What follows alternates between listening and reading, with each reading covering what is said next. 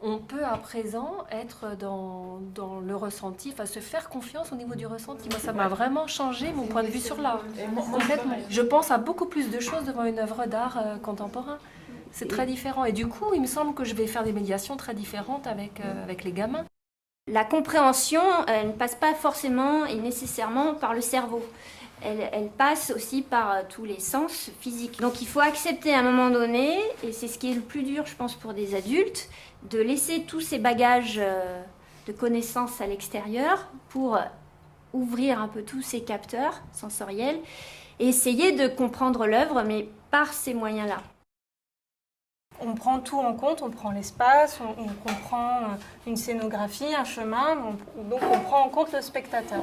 Donc le spectateur, il peut être amené à être actif dans cette installation, donc à faire quelque chose, ou juste à regarder, à déambuler. L'installation de Michael Butler qu'on vous présente cet après-midi, c'est exactement ça. En fait, c'est une œuvre qui a été achetée par le FRAC Midi-Pyrénées, mais qui est réactivée différemment en fonction des lieux où elle est présentée. Donc ça rejoint aussi la question de l'espace que vous avez en dessous et la question de l'œuvre in situ, l'œuvre créée dans le lieu pour le lieu.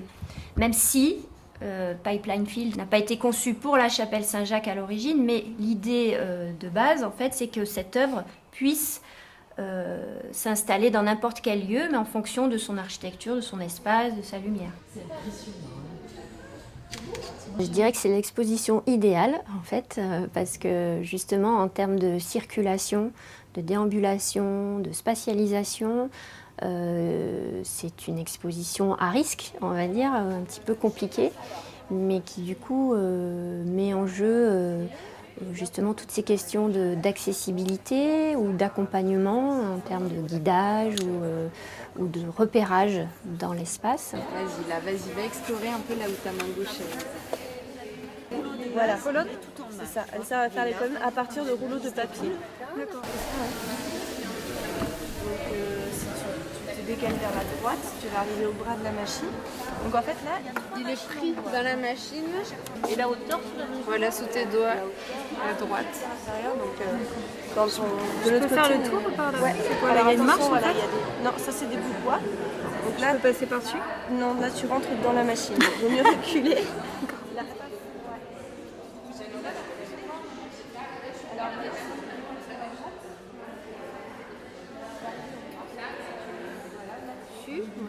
Et là, tu as un premier engrenage. Si tu suis la forme, tu vois, tu touches, il y a un plastique qui décrit en fait une sorte d'étoile, une forme d'étoile. Et là, tu as le deuxième qui vient s'encastrer un peu plus loin. C'est une œuvre aussi qui est immersive, c'est-à-dire qu'on est obligé de la traverser pour être vraiment immergé dans l'œuvre. Donc en fait, ce sont les outils qui ont servi.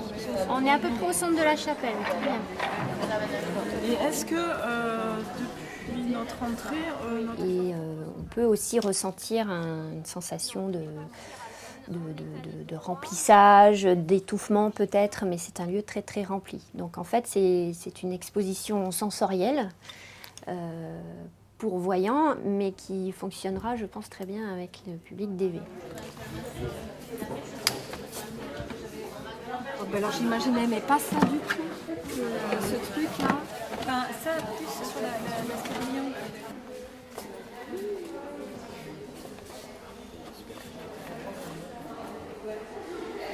C'est vrai qu'au cours de la formation, on s'est donné des principes, etc.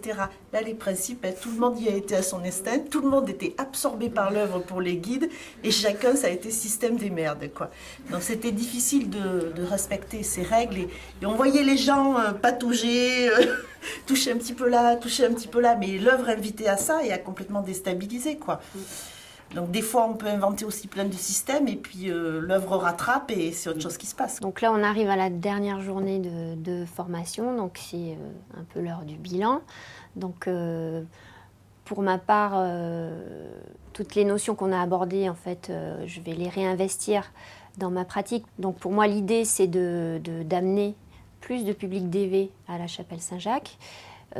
Ici, au Centre Matisse, c'est pouvoir donner accès à la culture et à l'art aux personnes qui viennent donc ici, que ce soit des adultes ou des élèves. Donc c'est quelque chose que je vais forcément réinvestir. Voilà. Il me semble que nous, professionnels de la déficience visuelle, ça va nous amener à nous interroger autrement. Parce qu'on a vu des expos sous bandeau et qu'on a eu autant de plaisir à les voir sous bandeau que sans bandeau. Et bon, voilà, il s'est passé plein de choses autres que l'on peut aussi exploiter pour notre propre pratique. Ce qu'on a vu au cours de ces séances, ça m'a permis d'enrichir vraiment la manière dont je fais la médiation aussi au quotidien, pas forcément que avec les personnes déficientes visuelles, mais aussi avec les personnes en général. C'est avant tout de perdre un peu les complexes que je pouvais avoir. C'est-à-dire que face à la déficience visuelle, je pensais ne pas avoir d'outils adaptés à proposer, ne pas être en mesure de traduire à quelqu'un qui ne voit pas quelque chose qui était essentiellement pour moi visuel. Et ça m'a fait vraiment découvrir les choses d'une autre manière, alors que pourtant, j'ai l'habitude d'adapter, je connais les outils, mais j'ai l'impression quand même que ça peut m'apporter d'autres choses dans mon travail. Lors de cette formation, on a repoussé encore un peu plus les limites. Donc c'est vrai qu'à l'image un peu de l'art contemporain, on place la personne déficiente visuelle là où on ne l'attend pas. Et moi qui travaille en inclusion au quotidien, voilà, c'est super de pouvoir amener la personne déficiente visuelle au sein de la cité. Approche sensible, qui est très très importante et qui du coup, je pense, permet de décomplexer tout le monde et d'accueillir finalement n'importe quel public. Ça m'a donné envie d'organiser des moments d'échange avec les médiateurs et de poursuivre sous d'autres formes. Mais il me semble que ça déborde vraiment largement la question de l'accessibilité à l'art contemporain. Ça me donne aussi la confiance nécessaire pour aller aborder ces publics et leur proposer des rendez-vous réguliers et un travail approfondi. Pour moi, là, c'est que le début, en fait. C'était l'étape 0, en quelque sorte, pour qu'on fasse une formation commune.